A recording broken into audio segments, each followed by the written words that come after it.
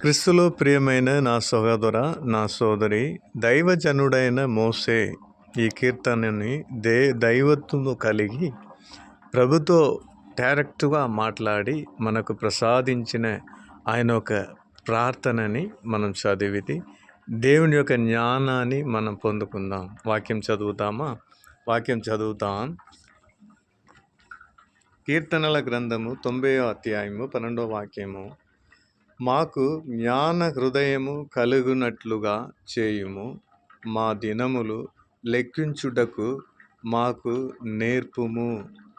మా దినములని లెక్కించుటకు మాకు నేర్పుము దేవా అని ఆయన ప్రార్థన చేస్తున్నాడు. ఇంకో వాక్యం చదువుతాం. ఉదయమున నీ కృపతో మమ్మను తృప్తిపరచుము, అప్పుడు మేము మా దినములన్నీ ఉత్సాహించి సంతోషించెదము అని ఎంతో ఉత్సాహంతో రాసిన రీతిగా మనం చూడవచ్చు. ఇంకో వాక్యం చదువుతాం. 17వ వాక్యము. మా దేవుడైన యెహోవా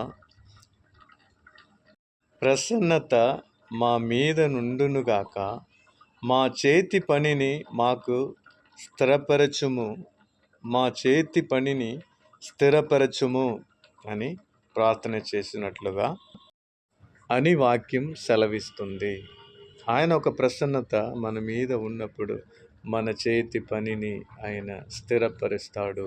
ఏ కొదువరి మనకు ఉండదు. ఆమేన్, ఆమేన్, ఆమేన్.